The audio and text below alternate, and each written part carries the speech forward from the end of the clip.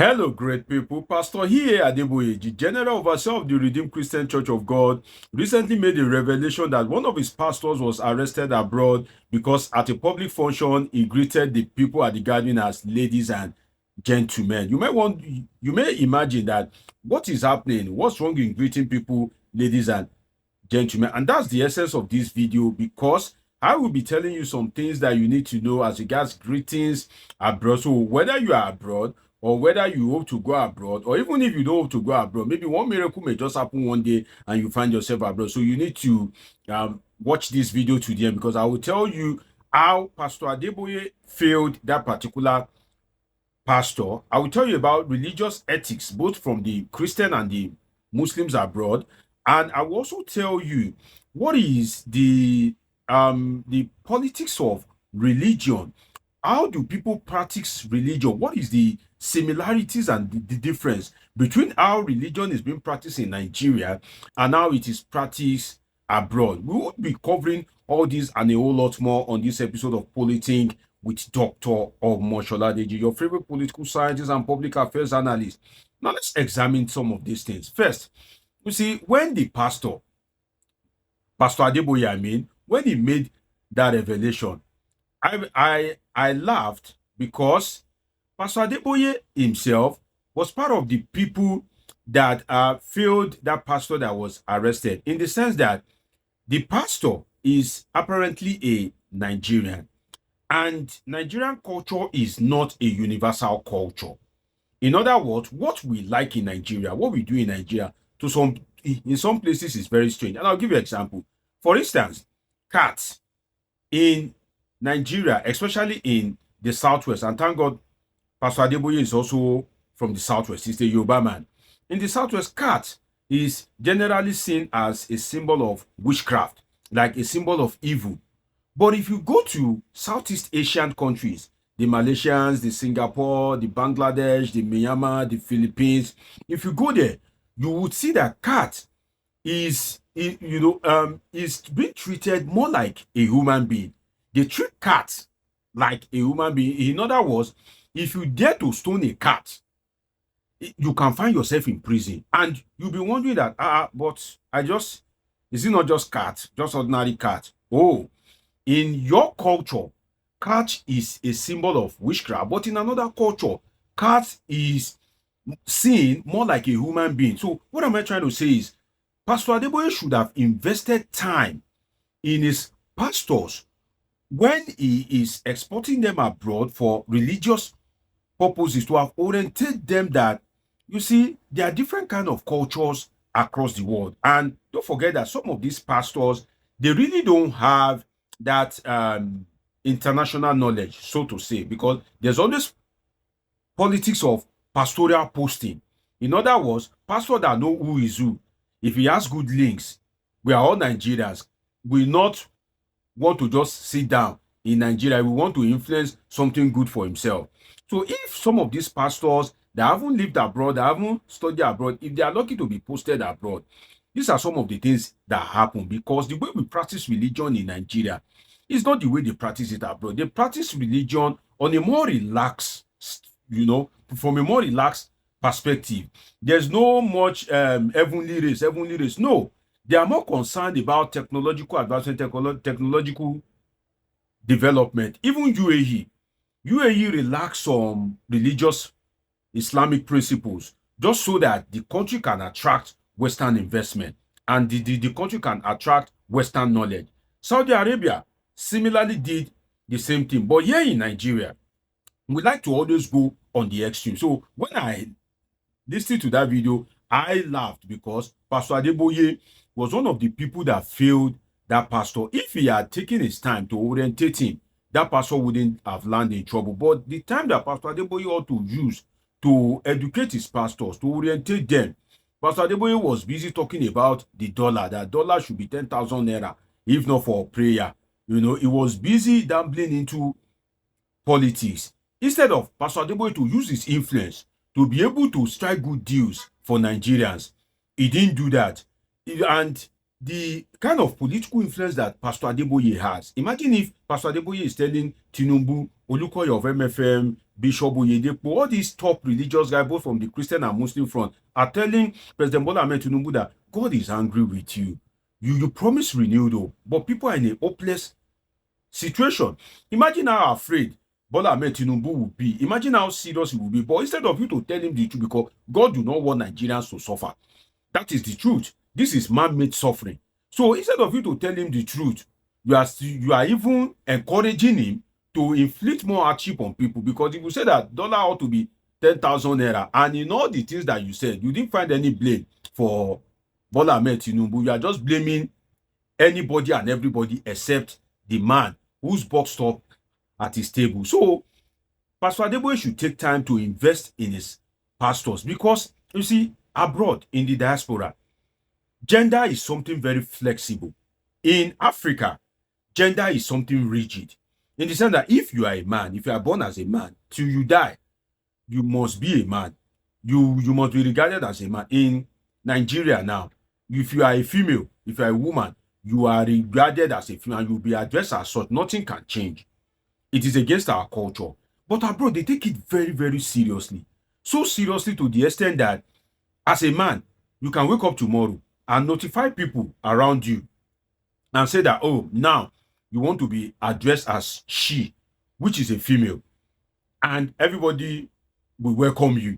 That's the way they see it. I once watched a video of a man that his child, female child, usually have pink in her dress almost every time. Then another white man came to knock at that man's door. That man is a sexist, that he is already determined the sex of that particular girl child.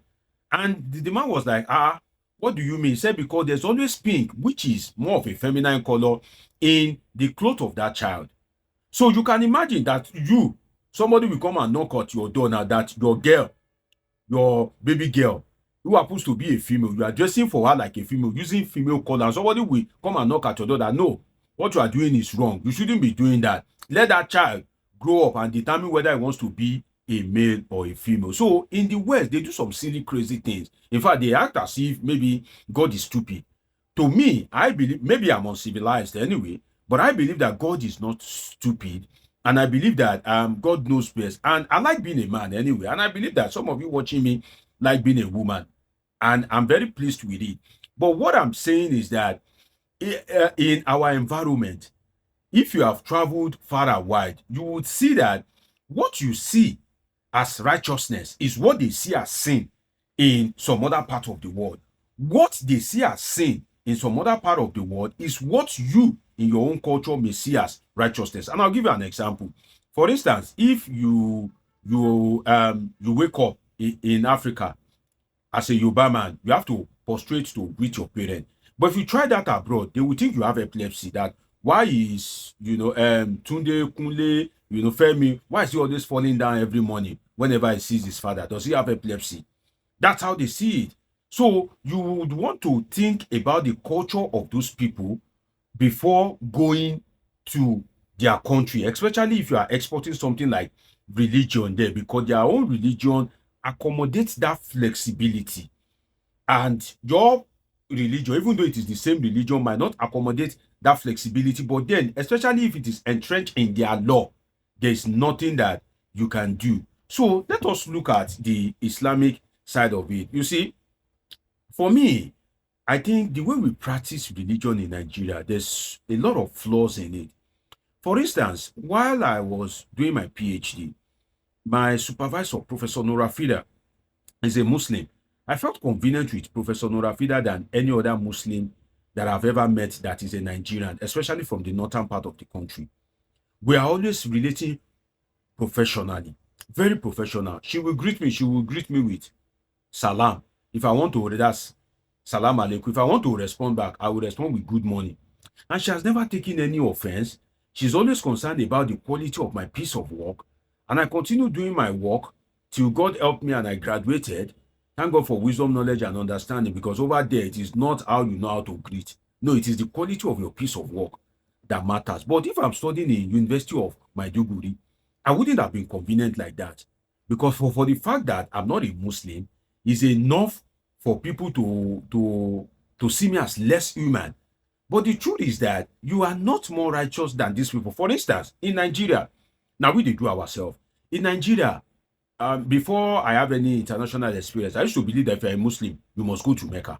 But when I traveled abroad and I've lived in some countries, and some countries that have this Islamic orientation, that are Islamic countries, I realized that they don't take this Mecca thing very, very seriously, like the way we take it, that, oh, we must go to Mecca. And even when they go, the word alaji, they don't use it there the way we use it here, that if somebody goes to Mecca, everybody say, oh, alaji. No, they don't behave like that. When we go to Mecca, we go and remove our teeth and begin to put gold, silver. They don't do it in those countries, and they are Islamic countries. They are closer to Mecca than Nigeria to Mecca. So the way we go about religious thing in Nigeria is always a bit on the extreme. For instance, during Salah in Nigeria, if you no queue, it means say you never arrive, or you never did reach, or God never answer your prayer. In fact, people will be praying for you that, oh, next year may you have the privilege to queue, or may God provide for you, because they see you as incapable. But I've lived in some countries that during Salah, you see rich people, they don't go and buy cow, they don't go and buy ram. In fact, I've never seen where they slaughter cow, that they put cow in front of the house. But in Nigeria, people will go into debt. People will be saving cooperative money just to make sure that they buy cow. You can imagine, or ram for Salah. So we need to either practice religion in Nigeria and not export it. But if we must export it, we must be very careful about how we relate with the people of that country, especially from the religious perspective, especially if this gender something is entrenched in their law. Once it is entrenched in their law, there's nothing you can do about it. The worst you can do is you remove your church from there. And so Pastor Adeboye should devote some time, and our Islamic clerics too, that have traveled, that have lived in some of these countries, should be telling the people the truth. For instance, Isa Ali Pantami, that is preaching Islamic fundamentalism before he was made a minister by Buhari.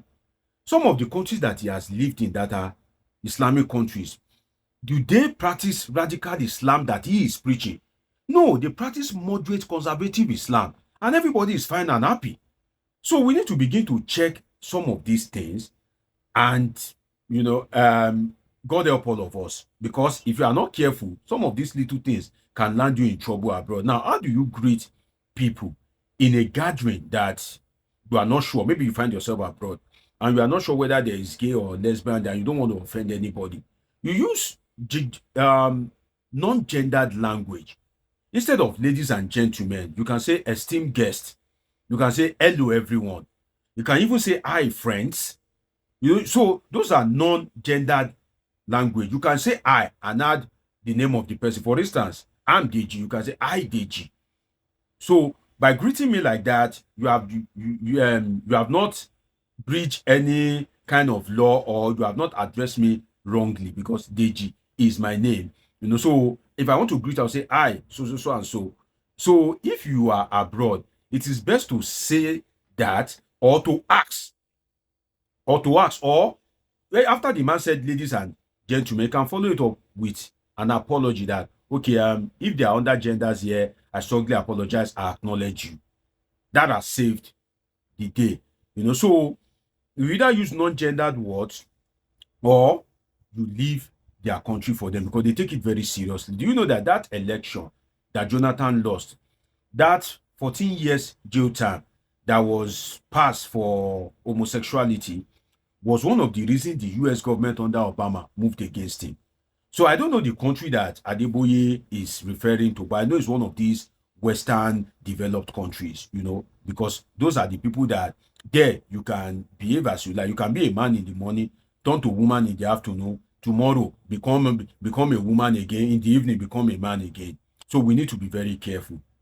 It's been an interesting time with you on this episode of Politing with Dr. Omoshola Deji. Dr. Deji is a political scientist with a PhD in political science, and this is where we relax to analyze politics and happenings in the polity. Do want to subscribe, turn on your notification button, catch up with my past videos, and of course, I have great videos coming your way. See you in my next video. I love you all sincerely.